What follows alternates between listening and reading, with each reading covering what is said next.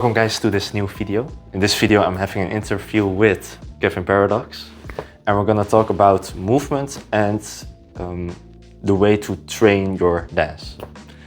Kevin, could you introduce yourself, who you are, where you're from? Okay, we're out here in Rotterdam City. So that's where I'm from, born and raised. My favorite place to be. I'm Kevin. Danced for like 26 years, 26 years now. Hip-hop dancer mainly professionally, but I always say that I just like to do everything in my free time. This is just the one where they said, you know what, you could work with this, you know? Besides that, come from a household of artists. My mom is a singer. She sings, used to sing gospel music. Now she does funk rock.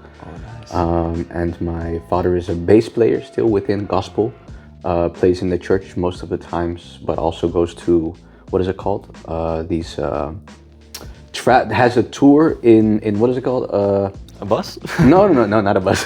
Incarcerated places, like, I can't find the English word for this right now. Prisons. He goes through prisons and basically has these gospel performances within prisons, actually, to support the people that are over there. So I kind of grew up with that. That is the base of music, of dance eventually. And yeah, besides that, I'm single. Introduce myself. I mean, it is your introduction, so you can bring it up. No, yeah. Anyone? No. Same time. Yeah, so, no, that's just a joke. Just an enjoyer of life, God-fearing, and fully focused on creativity, and that's just how I live my life. Love for creativity. And how did you start with your dance? Like, what was the inspiration that you started doing it? And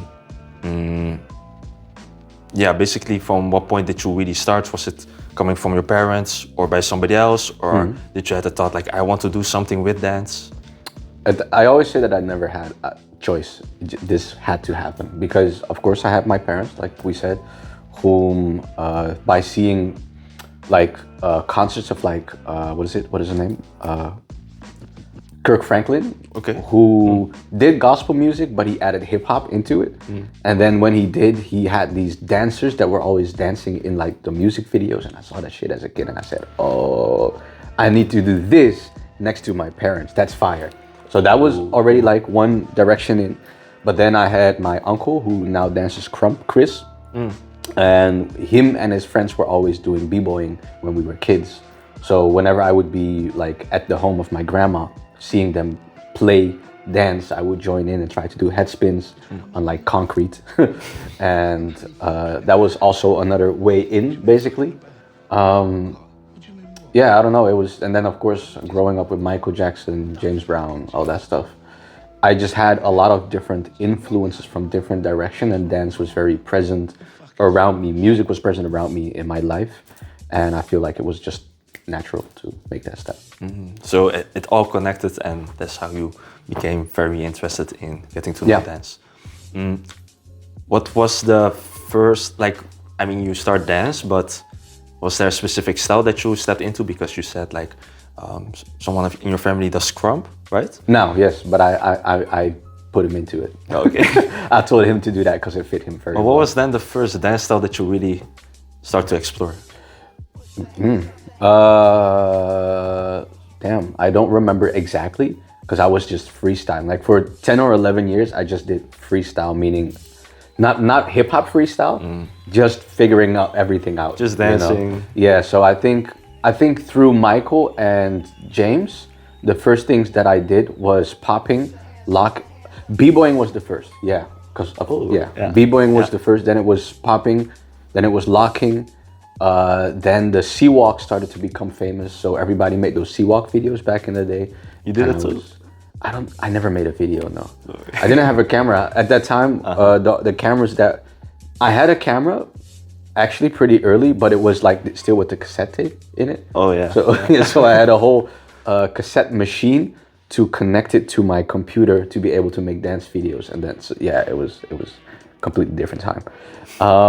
But no, I did not do that. I started off with like doing Chris Brown stuff or dancing to Chris Brown music, you could say. So that's the route. Hip hop was the last one to do, or actually afterwards. Okay, afterwards I tried house, but hip hop was the definitive one where I said, "Yo, these battles look really fire. Yeah. Maybe this is the thing that I should do." Ah, okay. And then I stuck to it. And then in your dance, when you're now based on hip hop, do you still use other elements that you learned from the past? Nothing consciously. Oh, Every technique aligns there where it needs to, because I think it's even though it's different movement cultures. Now we're in a space and time where it's one, I don't know what to call it, social culture, right? And so I think because of that, a lot of the stories, the music, the spaces overlap. So different moves are being used in the same context, or different contexts are being used in the same space, maybe. When it comes to hip hop, the origin story of it is embedded in breaking, in certain elements of popping, boogaloo, in dance hall, you know, so those things, in locking, having funk, you know, so those all come together, and those lines always have been blurred. So even though I have a lot of techniques from different styles and they come together in my dance, I've never seen it as, oh, now I'm doing a popping technique, or now I'm using a crump technique, or a b-boying technique, because within hip-hop freestyle there was already a marrying of different cultures because of not the dance, but because of the people living together in the same spaces. Yeah. So now you're not using consciously a certain move from another culture? No. Very good. No, it's all one, actually. Oh, okay. Yeah. Well, I do have a lot of questions written. I don't know all of them Okay. by head. How has the place you grew up influenced the way you move? Well, like I said, I had a family around where I think what was important is seeing my parents being involved with music gave me the freedom to explore for myself as well. You know, because I think a lot of dancers grow up with their parents not being related to dance at all, or to music in that way. And because of it, maybe there's like a disconnect at the household, right? Because it's like, yo, you should be focused on studies or on whatever not. And we as dancers feel that this is very important for us, our personal development and a cultural relationship to other people, friends, whatever not. So I think with that, I had a big freedom to be able to explore this side of myself and already see that it's possible, because they are doing it. So it's not a question anymore. It's not a what if, it's a when, basically. So I think that is a big, you know. But did you have like a certain space where you could train? Because the environment is not just the people, it's also the place where you live. Yeah, for sure. That makes sense. I started off practicing everything in school. So I was literally just in the break of school, I was outside dancing, and I didn't really didn't feel like I needed an environment where I could practice dance, because at that time, everybody did it just wherever, right? That was normal at that time. You always see the videos of people dancing outside and shit. That was me. Eventually I went to hip hop house. And that, I don't even know what year that is, maybe 2010 or something, 11 or 10, something like that. And that was a good environment because that's where I learned about the community, met my first friends, you know, made the first connections of people who are still here now, some of them. At that time, hip hop house was really fun because hip hop house was only one room. That's it. It was not what it is now. It was one room, and you would get in, you would say hi, you would have like what is it called? The changing room was like this small as, I don't know, it's like a storage room basically. Okay. Yeah. Right? And we would always lose our stuff because people would steal stuff every single time. I don't know, that's just what I remember, coming in there and being like, oh shit, this shit is real. Don't leave your stuff here. And that was, I'm talking about, it was small. It was like the size of this couch, and then that was it, just a small ass room, small. And then from there you would go straight into like the room itself, which had a lot of graffiti. had mirrors all the way from side to side, and b-boys, lockers, poppers, hip-hop dancers, whackers, everybody danced in one space. One person played the music, and that's literally all we had, you know. So it was a lot of people, and then you had like one row at the mirror, and then the ones behind couldn't see the mirror anymore, so they need to figure out and do something else, basically. Yeah, was it located at the old hip hop house that I still remember where you give class? No, it was another location. No, we switched 3 times before we got to that one. Really? Yeah. I didn't know.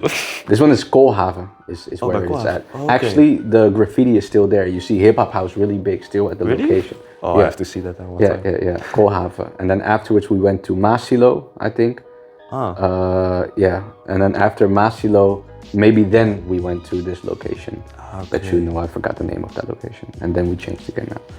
Yeah, so I think that environment was nice because it was the communal part for me.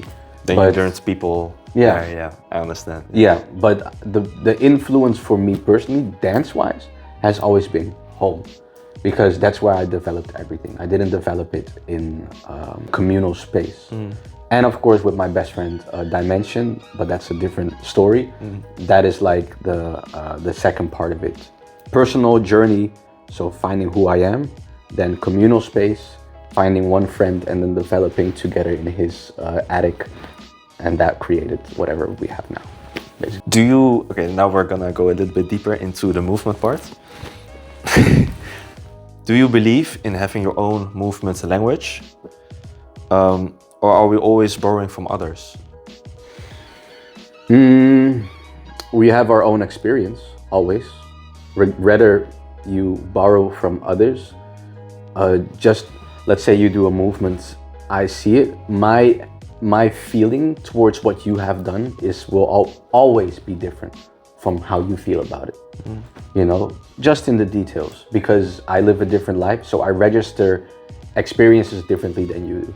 So even if I borrow, it instantly becomes my language, actually. Now, of course, you have people who take and mimic the outer shell at times, where then maybe sometimes themselves haven't experienced life enough yet to have a relationship with the movement, and then it can become a very clear borrowing, you could say, or a clear copy one-on-one.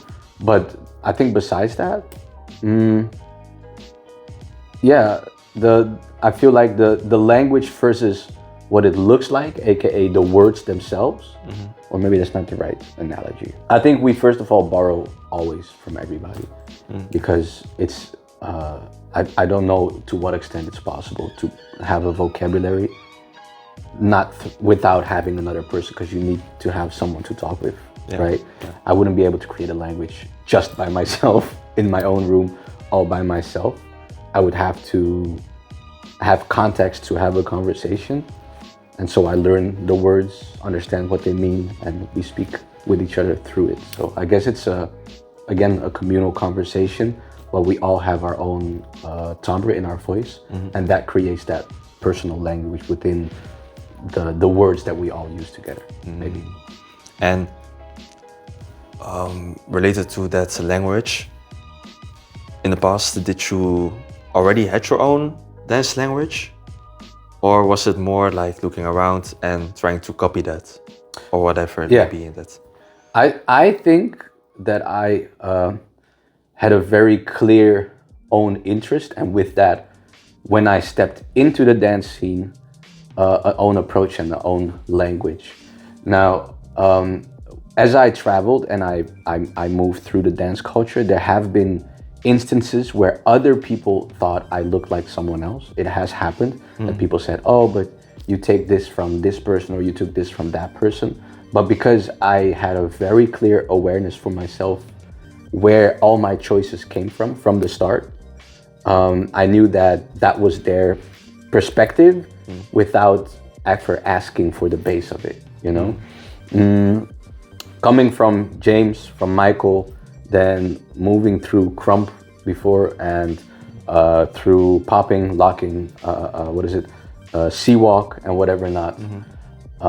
My interest was already more round, and it wasn't learned inside of the culture. It was just learned just by the interest of music and dance, I don't know, black culture itself. So my relationship to it was black culture, meaning I was constantly exploring myself because I'm exploring my heritage, and then stepping into the dance scene where people practice the style as opposed to their own heritage. That made a big difference for me. Basically, you know what I mean? That makes the big difference. It's you're doing a style that you see, and not you, but somebody is mimicking first. And for me, it felt like I was doing what was created by my like I said, my ancestors, basically. Yeah. Interesting. Yeah. Does language has an end, like what you can say? I think there is no end in how you can say it. In the end, there is no end in what you can say, but I think there is a limit on where you say it. Right? Yeah. How, when, where, why? Those questions, I think there's a lot of huge variables in this. Because the question that you ask, I would say the question then is, where would that limitation or limitlessness be? Yeah. Right? Yeah. So if we're in a competition, maybe there is a specific limit to the concept of how much you can say. Because maybe it's also related to time. Related to time, related to context of the style that you decided to join in. Yeah. Right? If you're saying I am a professional hip hop dancer and I give a professional hip hop class, now there is a certain framework or a certain context in which we speak. So maybe then not every topic can be fully extracted, because maybe there are certain topics that relate more to another style or another, right? So yeah. Is it then that, let's say, hip hop has a certain maximum words that you could say or sentences? Because if it goes outside that limit, then you're reaching maybe not that much of that hip hop side, maybe, and you start to dance in a totally different way. I think there's two parts to this, because you have the evolution and development of the style, and with that there is always territory that we haven't reached yet. Just like in linguistics, words actually do change, do develop based on the necessity of a word in current society, right? Certain words we cannot use now anymore because, first of all, nobody will understand them. You know, if I'm going to talk Old English, which I can't, because it's not of the culture now, then it doesn't speak to our daily experience now, and that's kind of what hip hop is. It is a reflection of life experience throughout, culture, and being able to express what we exist in together through dance, music, etc. It's almost like a news outlet. That's what it used to be. That's still what it is. Where before, with the first hip hop songs, they explained what the streets were like, how it felt, what life was like in this area, and that was kind of the news outlet, the way to explain that, so that people could hear what was happening in this space. Same with graffiti. Graffiti was showing proof of life, bringing our name to a space where it once wasn't seen, because we put it on, the metro station, the train station, and it moves to places where I haven't been yet. So it's a telling of a news, of an existence of a person and our experience in a way, right? And let me see. Now I'm trying to bring that back to what I was trying to say. Shit.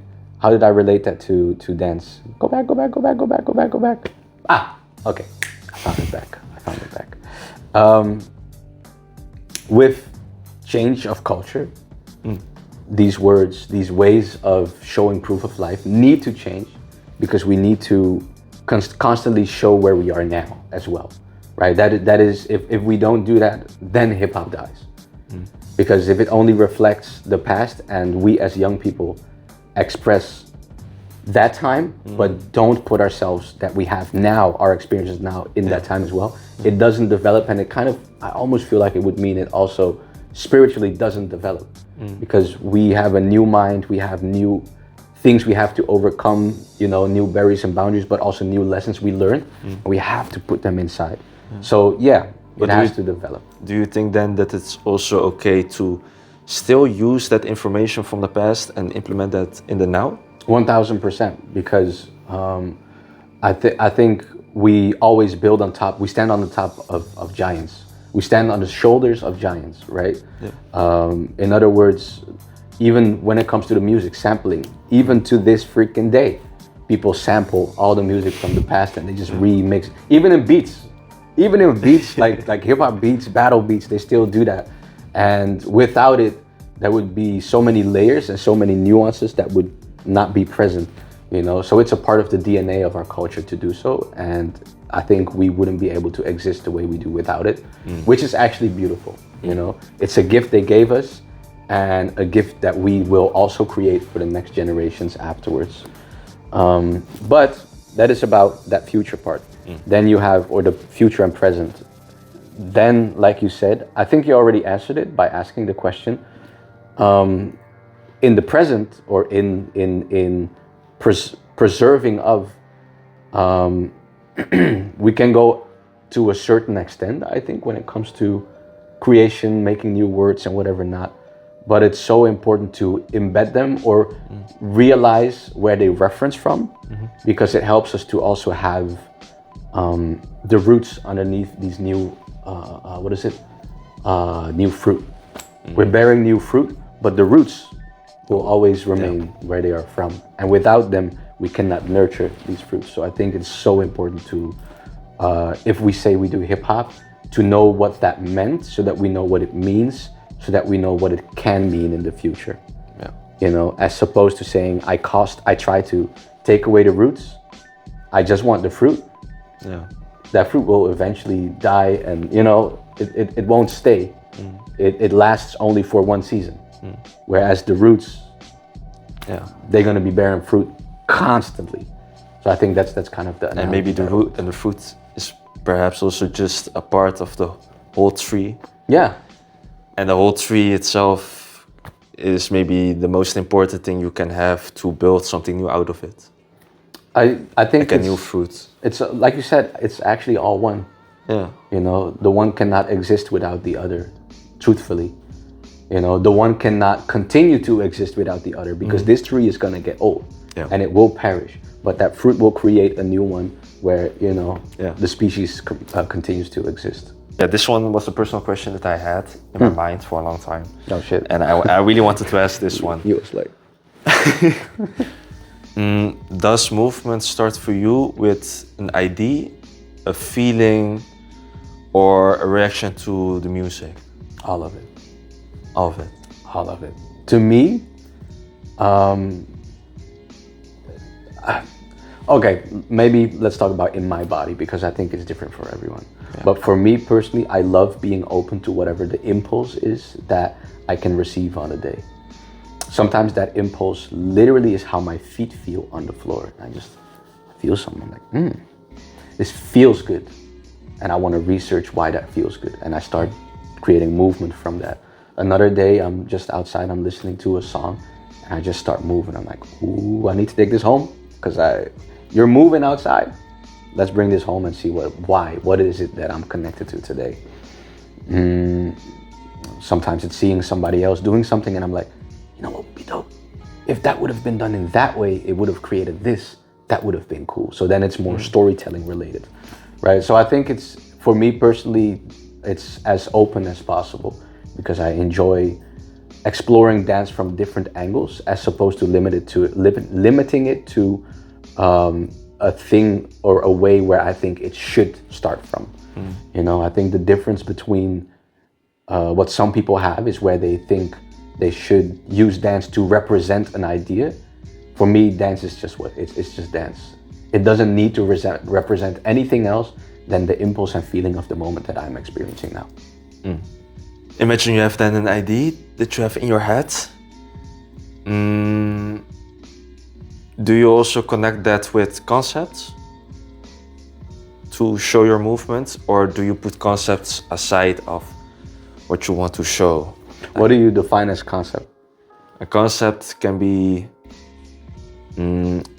something that you give yourself and that you want to explore it, such as, I don't know, like what you do, tracing, threading, that could be a concept. Yeah, that's a technical And then you concept. limit yourself to that movement. Okay. Okay, cool. And then your question was, when I have an idea, do I connect it to a concept? Yeah, because you told before that you use all of those things when you dance. Yeah. So do you also connect concepts with that idea and the whole part? It's so open, so it could be, like I said, if I'm connected to the music and I hear a song that I like, Yeah. I'm not really gonna attach it to a certain theme or concept and put it in certain brackets. Then it's just me dancing to the music. You know what I mean? If it's most of the times, conceptualization for me happens if I want to embed something into my system. Then I start doing that. So if I want something to become a certain pocket of ideas and movements that have the same framework, then I'll conceptualize it so that I can come back to it tomorrow and not feel different. Because that could happen a lot as well. I'll do something and then the next day it doesn't feel the same, so I can't produce it again and it's gone, which is beautiful at times. But if I would want it to stay and I'm like, this thing that I'm joining in now, I really enjoy this, I like this, maybe I'll put some brackets, I'll conceptualize it so that I have a framework that can help as a map. You know, I've mapped this out, I've walked this new path that I haven't explored yet, and I want to be able to walk the same path tomorrow so that I can see where I can go next. And then maybe I'll map it out so that even if I'm feeling different tomorrow and I don't remember, like, where the heck did I go left here or right? Yeah. I'll have the map. Okay, I can go left and right and I can reproduce that feeling a little bit. Cool. And do you then like to explore new feelings, or do you also like to go back and try to find the old feelings that you had before in your dance? I rarely search for old feelings I had.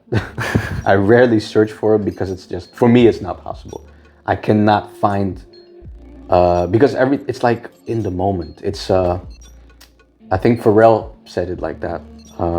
He said, when a certain feeling or a certain idea is bestowed upon you in this moment, everything aligned exactly in that way for it to feel that way. There's no way to reproduce this moment in time. You know, the sun is right there, the music is like this, you woke up on this specific time of the hour of the day, you know, you ate whatever you ate, and all of those small factors created it to be this specific moment. And there's a reason why, you know, no day exists twice, no moment exists twice. And for me personally, I abide, or I believe in that. So if I went through something and it was very distinct in feeling, I'm okay with leaving it there and knowing that if it ever would need to come forth and kind of be sampled, I will sample it again in a different way, there where it needs to be now, basically. And do you show that idea in battles, or do you like to do that more during practice or at home? Show that idea? Yeah, like you have that feeling, and like you said, with sampling, or you could say then, do you prefer to sample that at a dance event, or prefer to sample that at your own space? The sampling I don't choose, it just happens. It just happens. For me, it's the practice of being in such a feeling is proof of life. I'm living. And then whenever that situation, whenever that feeling is necessary, it can arise back in another space one day. And if it doesn't, then that is not necessary. You know, it's kind of like life lessons that start to make sense later in life. Kind of has the same feeling. I go through it, I let it go forever, and whenever it needs, you know, it fits in the context, it comes back to me, it's bestowed back onto me, and now I'm like, okay, I've been here before. I don't think that, but I feel that. I've been here before. I understand what you mean. And through it, it's almost as if then you can fully accept it, because it's, you know, it's something that you've already passed through, but now you realize the context. Like I said, like a life lesson. Somebody told you some life lesson back in the day, and you're like, huh? And then like 3 years later, you're in the situation, and you're like, oh, now I get it. And it kind of feels like that. Went through it, let it be where it is at. Yeah. All of a sudden, I'm in a battle. The right song pops on, and it gets bestowed onto me. And it's like, you just connect back to something that happened one day. It's like a summer dance. Is it like a déjà vu that you feel, but then through your body? To a certain extent, a little bit, yeah, at times. Yeah, I had a summer dance. My first time passing summer dance, I had to battle against Jimmy, and I went into this like higher state. I was out of there, and I connected to like the DJ did like this drop, and he repeated the drop, and my body by accident like started to bang basically to that drop, did like a rock to that drop. Cool, yeah. And that was a moment. 10 years later, final round in summer dance. So this was the first round ever battled in summer dance. This was the final round ever I did in summer dance, which is against Lumi. And last song, I spazzed out, I lost it again. I do the exact same movement I did in my first round I ever did. And I didn't realize it, bro. And I didn't realize it until like, I don't know, months after I look back at the video. I'm like, oh, this was, the first round I ever did at summer dance. I see the movement, I'm like, huh? I look at the last move and I'm like, it's the same fucking move. That's a really nice connection. It's a crazy full circle. It's a full circle. Yeah, that's what I wanted so to that's, and I didn't realize it in the moment. So it wasn't like deja vu. Afterwards, yeah. Wow. Crazy. Was meant to be. I feel like, wow. Yeah, I mean, everything that happens is meant, otherwise it wouldn't happen, basically. Which is a hard thing to say because it's, has its challenges as well, but I guess that's what I try to live by myself. Do you create more through control or through letting go? Based on both. Oh, okay. My thing is, my name is Paradox. It's about contradictions, right? I'm never this or that. Never. I always say this in my classes. If you ever have a question, this or that, I will always say both, because I think there's no right or wrong, and I think that actually there is the best skill we can have as artists, creatives, dancers, is being open to where creation wants to go, as opposed to trying to make a way for us to create. Maybe now this side works for me, but it's very possible that one day in a few years, this is not going to work for me anymore. And if I did not open myself up to that side, now I'm stuck on my shit. I don't know what to do. So, and the feeling, because when I looked back at Summer Dance, the one that you won, do you still remember if that was both or more control or letting go? Because I have a feeling it's more control, but maybe I'm wrong. Oh, that was fully letting go. Letting go, it's the opposite. Okay. Yes. What? That was fully letting go. And that's what I said, paradox. Yes. It was fully letting go. I was practicing for 4 or 5 months to be empty. That was my only focus. I'm gonna train my body as much as I can and then become completely empty when I'm there on the day, so that, like I said, whatever needs to happen can be bestowed on me, as opposed to me trying to navigate what I have and trying to win with what I have. Yeah. I just give my body and say, here, whatever you need, just use it in whatever way, So even though it looks controlled, I think that's the technical part, the practice of the body, And by practicing the body so much, I can let go, but the letting go bestows itself through technique, right? And I just feel free in whatever technical process happens in the body. And because of it, I think I have a emotional relationship to my technique, as opposed to showing like a story, like, oh, watch what I can do with my body. It is, my body does this, I don't know, through my emotion in a way. Yeah. Okay. Letting go. It's it's about balance. And does that sometimes collide? Like, for some dancers, they want to show more feeling, but then they lose a bit more of the technique. Yeah. Because it's maybe for them difficult to use both of them. Yeah. But do you have that issue, or is it for you easy to have that technique and still use your feeling with that? I have some days where I have one challenge, and this is a style of movement. When I see myself go into it, I hate it so much. It's over-explaining. I don't like it. It's like when my energy is in front of me and I explain in this way, basically, I don't like it because there is less internal detail, basically. Yeah. You know, there is, I don't want to say less feeling, but less awareness of where my expression and there's less experience. And when I say experience, I don't mean experience as in how much I have experienced. It's what I feel, what I experience. And I think my personal relationship with feeling in dance doesn't come from expression. It comes from experiencing myself. And maybe that's also where I find the balance back. So I don't focus on showing technique. I focus on experiencing what it feels like. And that creates the relationship where it can be technical, controlled, but all of it is embedded in, this is how it feels to me. And that translates, hopefully, to other people. Yeah, nice. Yeah. And that's something that you do all the time? Or do you also have like moments that you just want to focus on one thing? Like if you want to practice, yeah. Yeah, or I do both. You do both, okay. or I do both. Some Okay, days. no more questions then. you can go for it, but it's gonna I be the don't same have answer any most of the time.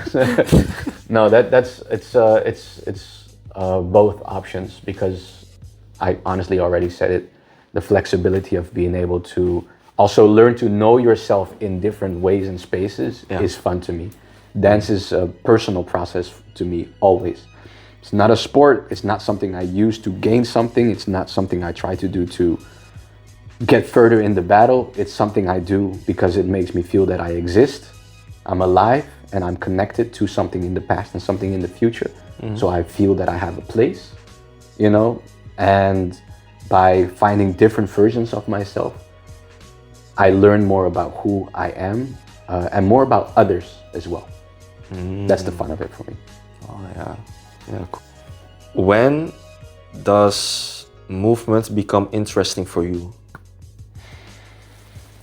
I think I still have two answers for it. Movement becomes interesting to me when it has purpose. Easy answer. When it has purpose. So could you describe what you mean with purpose? Yeah.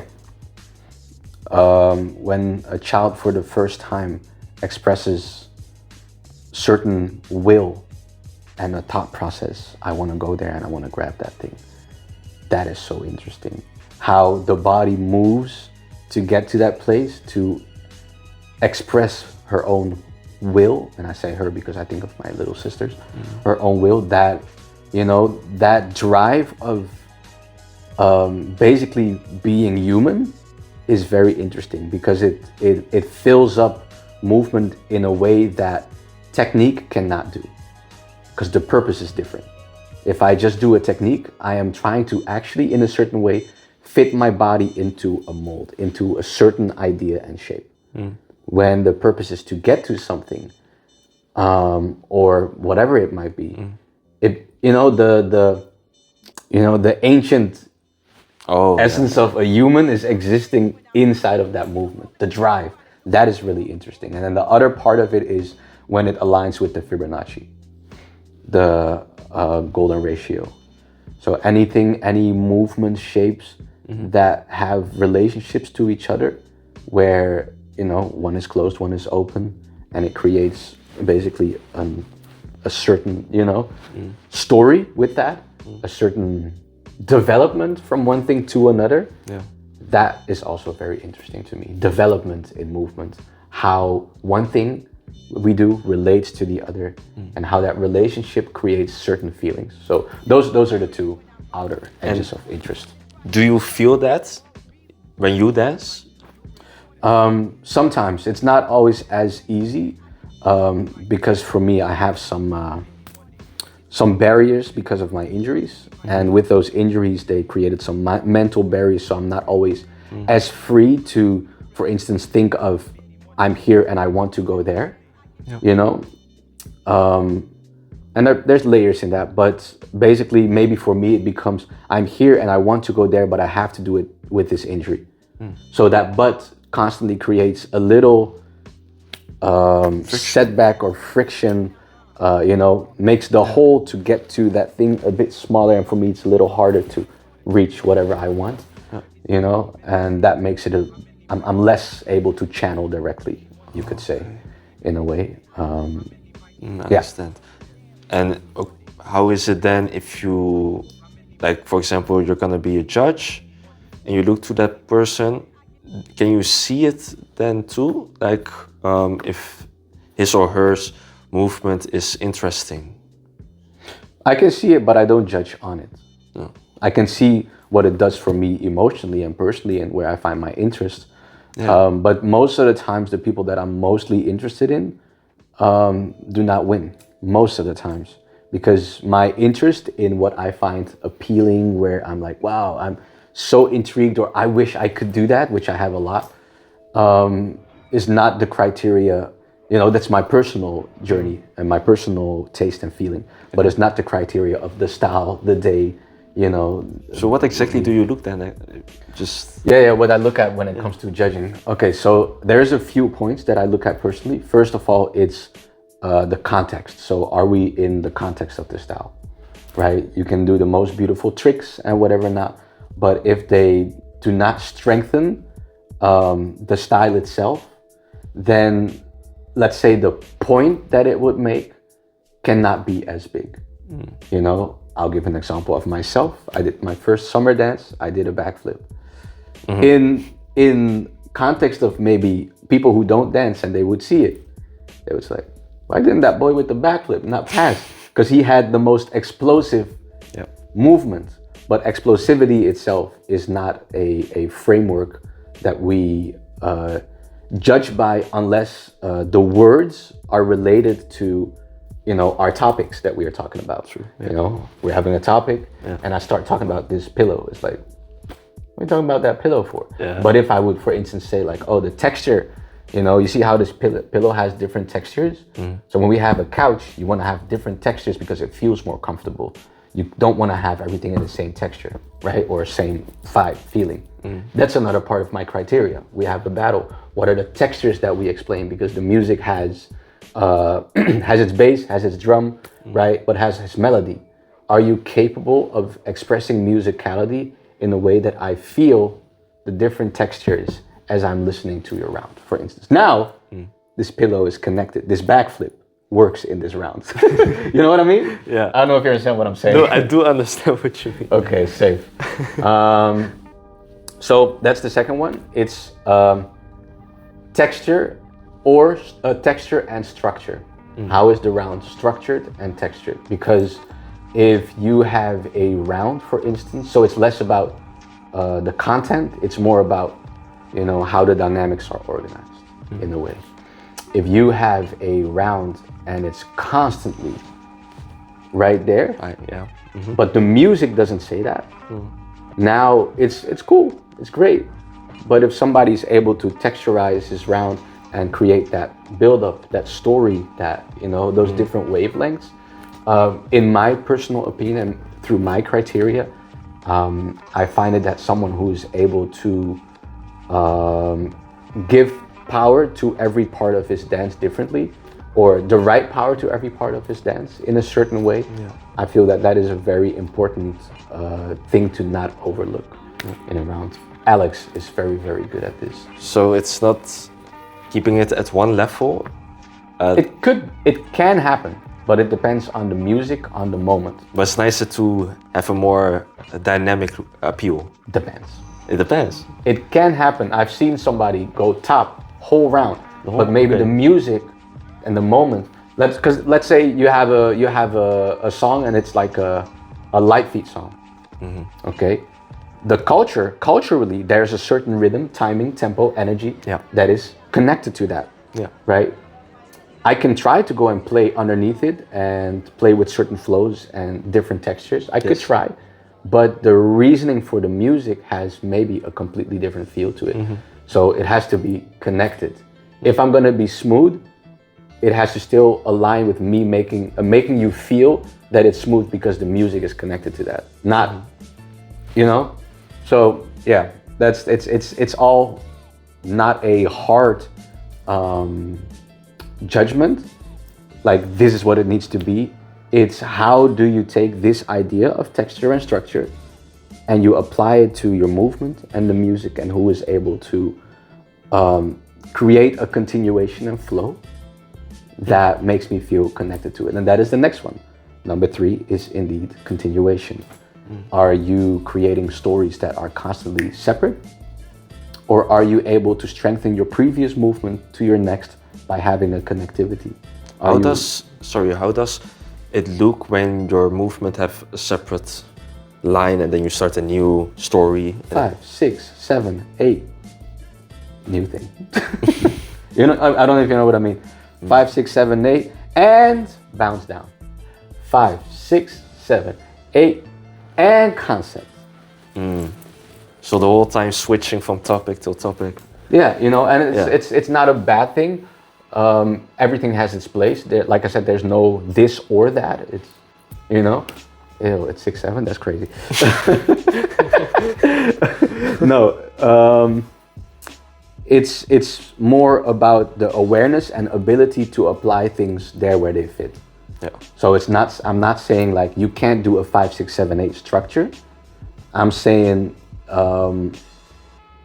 sometimes that doesn't connect completely, or sometimes you become a slave to that structure, and you don't do it to develop your round. You do it because that is, you know, the only way you feel you can get to your next thing, and it's actually a limitation instead of a development of the round, for instance. So flow, being able to connect the dots in different ways, helps with the feeling of rhythm, musicality, momentum.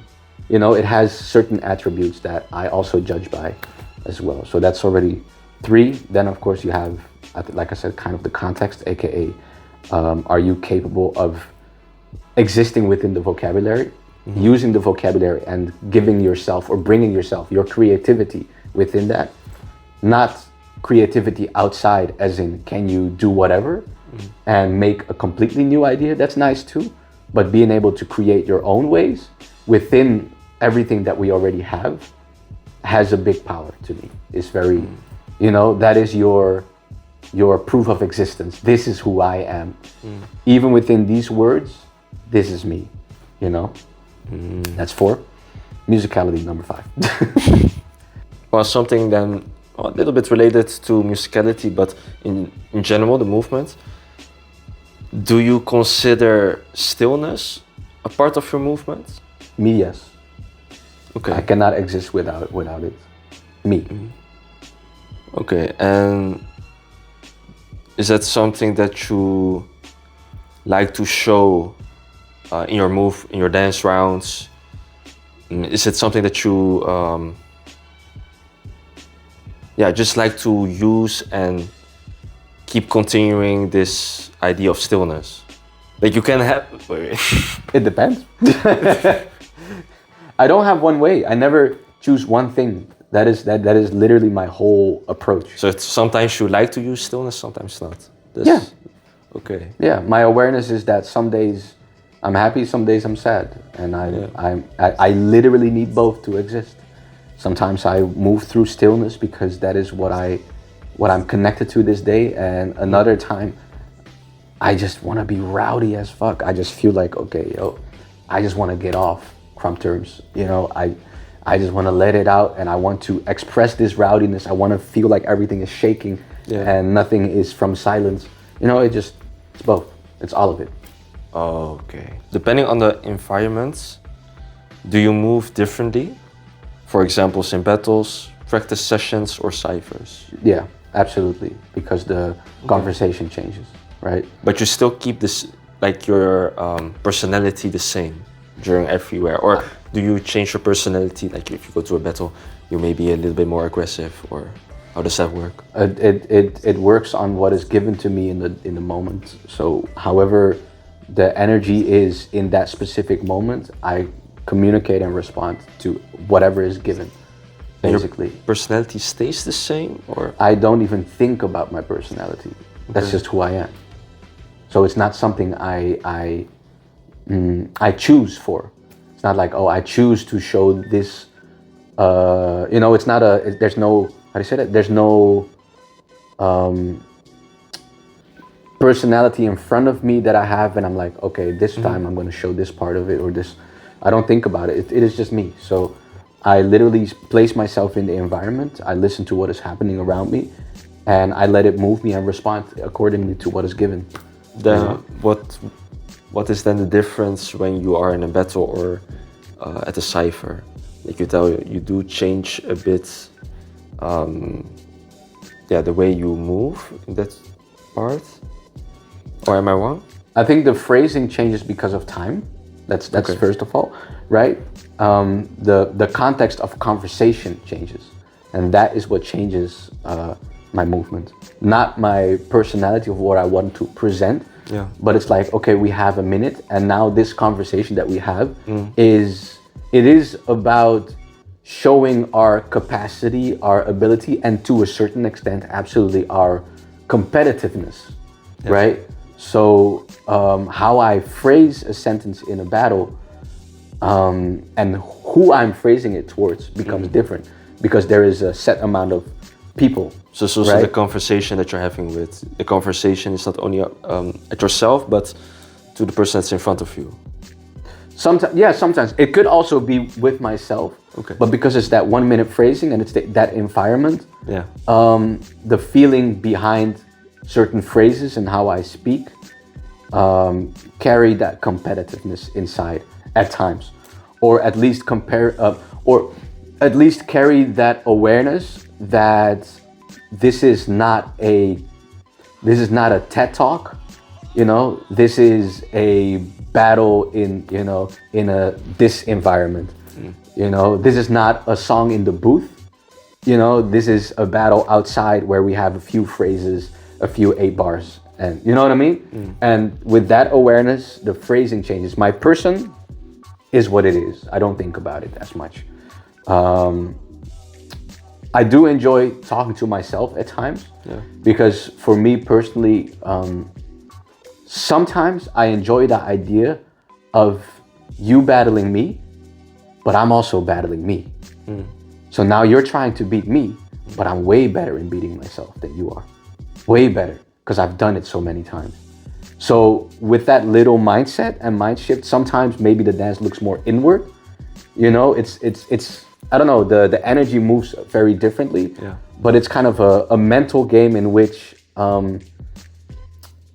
there is a certain awareness and security for me. Like, I've done 100-something rounds against myself and I died. This is 1-2 rounds and you're trying to beat me, but I'm out here battling that dude who did 100. You know what I mean? Yeah. So it's just a game when it comes to that. And if you talk to yourself, in what way do I have to see that? I don't even know. It's I don't. How do you talk to yourself? You know how it feels sometimes for me when I battle. Sometimes when I play. Sometimes, okay, this is hard. I don't know how many people are gonna get this. Sometimes when you play games, especially back in the day, I would want to beat this boss, and it is so hard, and everything needs to be perfectly aligned. Like, you need to listen to every cue, remember every movement that is happening, respond accordingly to everything, and be able to really constantly be on, be awake, be present, because otherwise you're not gonna win this, basically, right? And what it does is it gets me into this state where everything just flows and happens, and you're constantly in this conversation with yourself, left, right, up, back, down, do this, go there, okay, don't, this is the kind of conversation that I feel sometimes if I'm in the state and I'm battling. So I'm competitively looking at the screen and I'm trying to beat that boss, but all I'm talking about is all of the, the things that are necessary to be done. And that is just about me talking to myself. And do you have a moment that you feel that you defeated the boss in your dance round? No, I always lose. The only times where I felt that was maybe summer dance, the one that I won, and maybe 2 other times. But most of the times, it's not where I want it to be. So yeah. Well, where do you want to be then? I want to feel connected to something higher, and I want to feel that I am being moved by something higher and tapped in to something that makes us feel like this all means more. Yeah. And that's just a personal thing, because maybe for other people it already means more. For me, I feel that it means a lot to me. I feel that it means a lot to us.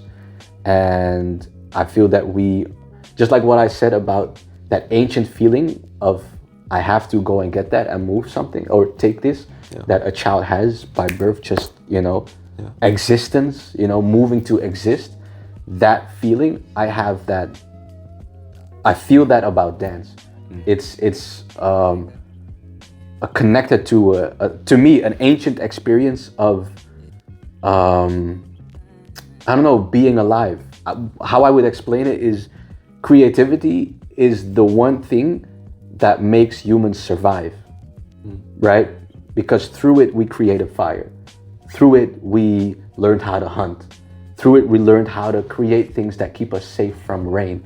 And for me, now that we are in an environment where maybe we don't need such a ancient type of, sense of survival everywhere. There's places where you absolutely do, but maybe I can wake up and I'm chilling. You know what I mean? Like it's not that ancient feeling of survival. I still try to awaken that within dance in a way. This creativity exists within me. It started from the need to survive. And I'm gonna tap back into that. I don't know, to I guess connect somewhat to ancestry, that kind of stuff. So I feel that, and that's what I want to really experience and be connected to whenever, especially if I battle. That's when I'm enjoying that conversation a lot. And do you still have that the whole time in your journey? No, it's really hard to tap into it now. Like I said, my funnel became a bit smaller with a lot of conversation in my head that keeps me away from having that straight connection all the time. So at times it's hard to get to the point directly. I always have a but, and that but, so annoying. Do you have also times that you let the conversation side out of it and your mind is just empty when dancing? Especially when I connect deeply to the music. It's either the music or when it's other people around me who have a collective feeling in this moment. For instance, in a crump session, there's often a very collective, you really build a collective energy together. And when I tap into that and we are here together to kind of do the same thing, it's easier to let go of my own conversation and give myself to what is necessary to give a part of me to that energy as well, to contribute. So I think when I'm contributing or when I'm fully connected to a song because it relates to my life or whatever, not in those two instances, because it's still a conversation, but the topic becomes a bit different. So I don't have to worry about what my body does because it's not about that in that moment. Training wise, and now we're going to a whole nother part. Training wise, like, how did you train before, and is that way of training still present till now? No. You changed? Okay. Before I had free time. Before I started training in 2011. I started training hip hop. Before I was just freestyling everywhere, in the streets, outside, at school. I would go to freaking kindergarten and not kindergarten, sorry, like a playground. And I don't know why, I was dancing on playgrounds, but I was a kid. And then after, in 2011, I realized, okay, I'll do hip hop. First year I received knowledge and I just took the things that I saw from some lessons from Mr. Wiggles, for instance. Popping John. I learned the mannequin in the wind, which is an animated technique which really helped with a lot of development in my dancing that came after. Cool. Researching and so 1 year was about, how do you say it in English? Relating. This is what I do. Yeah. How does that relate to what I see and enjoy seeing? You know? Okay, this is my approach to the bounce. Oh, but Jimmy Yudat, his knees are completely different when he bounces. They're inside, they're here, they're there, instead of straightforward. Yeah. Huh, interesting. So you could bend knees differently within that bounce to create more swag. Okay, cool, that's dope. I like that. You know, and then just do that with everything, relating and seeing how, you know, how everything relates, what the contexts are in different spaces. And then from there, it went to full-on training the same way I would train in martial arts, because I used to do martial arts. Yeah. That used to be my base. I saw Jackie Chan, and in his videos, he always had a training arc, every video. And he would have like a new technique that he would work on, let's say, a certain drunken style that he was doing. He had like 5 different ways of doing it. Yeah. And then he had these footsteps on the floor, and he had to like step into them, basically, right? To learn how to do his form, his Japanese way, kata, you could say. I just made my own kata. I was like, okay, let me do that as well. Create forms and shapes that I can practice so that my body gets used to, this is what I want you to do, body. And then you can add all the feelings inside of it, you know? So I used to train for like, I had a framing. If I had time and it was weekend, some days I would train 12 hours.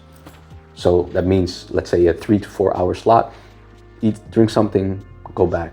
3 to 4 hour slot, eat, drink something, go back.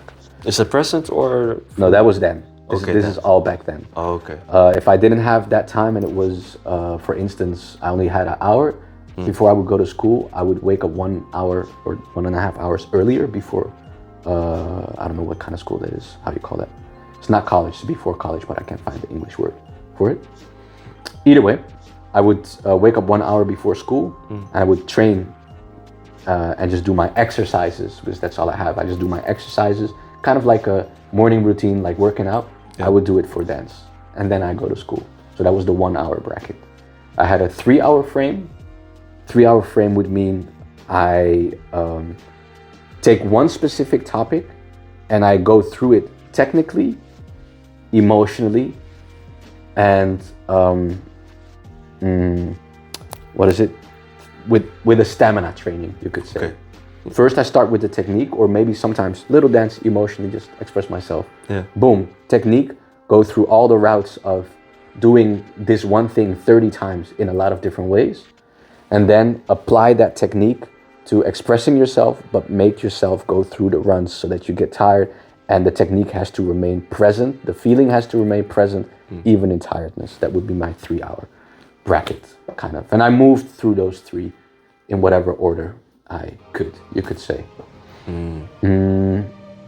Now I don't do that at all. I want to go back into it, but life is very different now. I'm not in high school anymore. Yeah. So I'm not capable of spending all my time in that way all the time. I also don't have the room and the space to do it the same way as before. And I'm honestly trying to relearn what I can do now. What does my body need, and my mind, my heart need in this phase of my life? And I'm just still journeying, figuring it out. Yeah. Okay. I mean, you still go to participate in battles sometimes? Yeah, well, sometimes. I did my first one in 8 months, like 2 weeks ago. So I can't say that it's very active. 8 months is a long time. But do you still prepare for those certain events? No. I actually, funny enough, I normally never prepared for battles. Okay. Battles were a part of my training, and by accident, I started winning them. Literally. First summer dance, like I said, that I passed, I was literally telling myself, yo, all right, Kev, if you ever want to get there, you need to lose a lot, because you need to learn to deal with loss, so that will never be a reason as to why you don't perform well. Some people are scared to lose, and because of it, their choices of movement become limited, you know, because all choices are based on what the outcome might be. And I don't want to have that. I want to be open and be completely free in what I choose and not let the outcome dictate how I'm going to dance now, basically, you know? Same for winning. I'm not going to let wanting to win dictate how I'm going to dance. And I never focused on wanting to win. Summer dance, the one that I won, that I did not come there to win. I'm just dancing, and if it's my time, it will, you know, it will be as it's supposed to be, kind of. Either way, what was your question? Like when you train. Oh, preparing. Do you just prepare Do for I still battles? prepare? I never, yeah, like I said, I never prepared. Only Summer Dance Forever, that one, the last one, I decided to train for like, I don't know, 5 or 6 months, and literally took the time to make my body ready to be able to receive. But besides that, every single battle that I do, I see it as a training for a bigger purpose. So all of it are like building blocks, which makes it easy to not worry too much about the outcome, because that's not why we're here. We're here because I'm doing this one specifically with the reason of wanting to practice this technique. And then I'm doing that one with the reason of wanting to overcome this certain feeling that I have, that I just, you know, that holds me back from coming back to battles. The last 2 that I did, it was literally, I don't feel like I'm the same person anymore. And that hurts. And because of that hurt, I'm scared to see myself in that space, knowing that I will be my biggest judge, because I won't like what I do. Because of the injuries, because of not being able to dance the same way as before completely. Instead of letting that take over me and say, okay, maybe I'll just not go and I'll figure it out, and then maybe I'll go, no. Your biggest challenge now is not becoming better physically. Your biggest challenge now is accepting the conversation with your dance as whole. Your dance is still complete. It's not limited now. It's just a complete reflection of you, of who you are as a person today. And practicing that acceptance, that is why I joined the last 2 or the last few that I did, for instance. So do you now see it more as a mentally training yourself to accept this new you? It always was forms of training my emotional state, my spiritual connection. It always was multiple layers of conversation, you know, having a conversation with God. It's always been conversation with me and my potential, you know, and making an effort to choose for my potential as opposed to anything else. No matter what, you're gonna go there and you're gonna choose for your potential. Because if you don't, there is no path afterwards. It doesn't exist. You know, we can only start walking outside if we open that damn door. If I stay in the house and I don't open that door, there's nothing new I can see. So yeah, that's kind of what it is, always. Sometimes the door is movement, right? I have to go there because I have to practice this movement and let it exist in the world instead of only in my mind. Another time it's an emotion. I have a feeling and I need to present it to the world so that it can have a voice, and this emotion can then, you know, spread and connect us. Yeah. And sometimes indeed it's a mental conversation with myself, and I have to get out the door because only there I'm going to be able to reflect on it. So it is a door, but the purpose of that door can change. Oh, thank you so much for sharing. I still have one more question. What do you think, bro? And then we're done. I'm here. The last question is, during your journey, you create concepts too, I assume, like to practice, or do you get like concepts from other people? To use? Created in that way. Yeah. I receive them. I wouldn't say I create them. They already existed. So you just receive concepts, and that's where you're gonna not work. From people. Not from people. Okay. No, I mean I receive them. They exist in the world, or they exist in reality. They were just not materialized yet, and they come to me. Do you understand what I understand what you mean. Yeah. It's Pharrell said. That's exactly what Pharrell said. You know, or even Michael Jackson. Since you know the Michael movie happened, what did Michael say? He said, I have to make this make this song. I have to make this song because if I don't, then God will give it to Prince. Yeah, I don't know if you heard him say that. That is how I feel. I don't feel like it's gonna go to somebody else, even though it sometimes did happen in a certain way. But it's more so they get bestowed to me. To me, that's what happens. It is something that, to me, everything already has a place. It already exists. It just takes time for us to tap into it and then create something physically from it, in a way. So, that before you ask the question, that is how it works. But then I think you had another question about it, maybe. No, it was just more of how do you create, or do you create concepts, and if not, like, how do you get them? Yeah.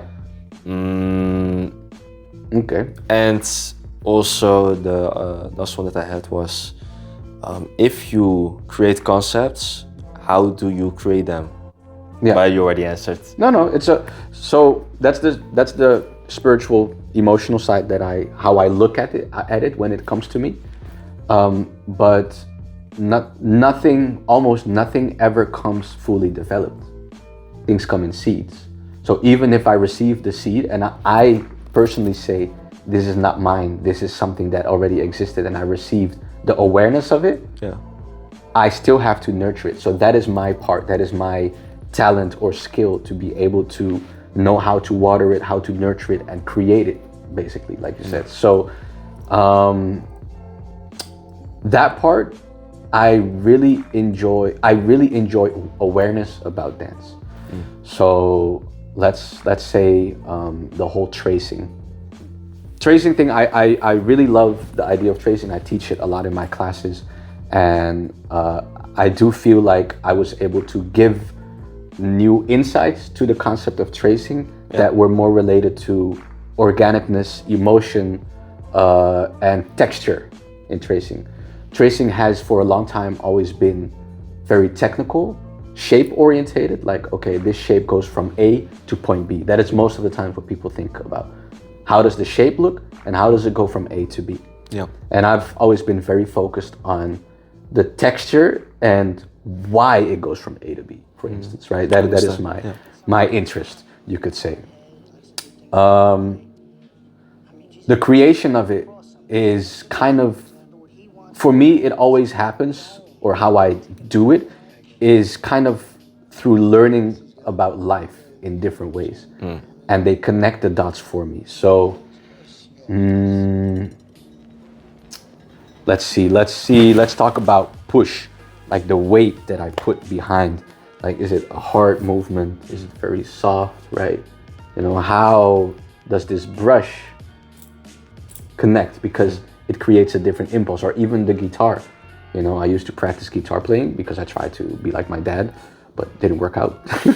But if you string a guitar very hard, the sound that will come out, that it produces, is different compared to if you touch it very lightly, even in voice, right? Same word. So those are ways of expression that are clear to me, that I realize. And then as I dance, it only makes sense to me to do the same thing in the movement as well. And I think every time when I create, I just relate it to things that are happening in real life. And those little pieces, I added to this concept that I am developing. You know, maybe it starts with the shape, and I think of the Fibonacci. I love, the idea of having maybe, like I said, something small here and something extravagant bigger here, and having, that whole line of it moving to that. So it's the development of something. So then I play with the awareness of, maybe if this is a small shape right here and I'm working on this here, that my legs are very wide and open. So I'm not doing everything small like that, but maybe I play with the idea of, like, here there has to be a feeling of broadness. So that as I go here and it's small, it relates to that, for instance, right? Yeah. And then that became, by accident, a way I love to dictate how my movement is. Diagonal lines, angles, size, big and small, right? something like that. So it's just about relating single ideas, like the pillow we talked about, and relate them to dance. And it helps me to find every time a small new piece of this concept. And literally, sometimes it takes 3 years, and for some reason, I could have thought about it all this time, but after 3 years, some new thing appears. So now with tracing, I found a very simple new thing, just the awareness that I can use one part and I can basically continue to trace over one, right? And I just realized like, wait, actually, if you dive into it, you could like create like your whole dance with just back and forth based on how that back and forth feels, you know, how it moves. Texture then. Yeah, texture, size, speed, texture, speed, power, size, texture. Yeah. Stuff like that, so. Cool. Yeah. And do you also like use things that you do daily? Or, daily stuff like brushing your teeth or eating? Me, not so much. There's people that do that, and those people are more storytellers. Most of the times, storytellers, people who are really good at like telling stories, using, for instance, isolations to take the shape of a certain idea and tell. They do that very well, and it's really fun to see. Even when you do certain grooves and there's a story inside of it that is so simple of just licking fingers, happens. Me, I'm not much of a literal storyteller, so I take more of the theory behind design. That kind of develops and tickles my mind more. So I'm interested in food and I cook, but I'm more aware of like the textures that are in the food and realizing like, okay, I need a crunchy, I need a soft, I need a squishy, I need a, you know, something like that, or the color palette of it. So again, it's about that balance of understanding, or sometimes monochrome, knowing that, you know, if this is the color of carrot and I made a carrot puree or whatever, not how I maybe want to add a red to it to be in the same family, but stuff like that. You know, so I do take daily things, but what makes me happy is diving into them deeper and finding the art inside of it, as opposed to just taking the storytelling, even though that's dope too. Okay. And like, for example, nature, do you use more inspiration of that or something that humans created? I think when it comes to nature, it moves my internal world. And what humans create moves my external world. You know, like nature to me personally relates to my natural being inside, how I feel, somewhat like a meditative feature, you know. It is an outside mirror that calms my inside in a way. So it's more, that conversation with the internal experience, and then what humans create become my interest at times for like the outside shapes. It's not always only this and only that, but I think that is what happened a lot throughout. Could be different at times. Maybe sometimes I love taking, like I used to love using idea of animals for the floor to practice certain movements, you know, to be able to create a broader floor work, you could say. So it does happen at times that they overlap, but the base of it, I think, is what I just explained. Okay. Well, thank you so much for sharing. Yeah, bro. I really feel blessed by the Thanks, knowledge bro. that you give. It was good. It was good. It was good. Thank you. That was the interview, guys, and hope you enjoyed watching and learned something new from it. Until the next one, peace. That. Wait, we need to do this again. Wait. Let me go. Okay, there we go. Because that one was like. Peace. Okay, see you.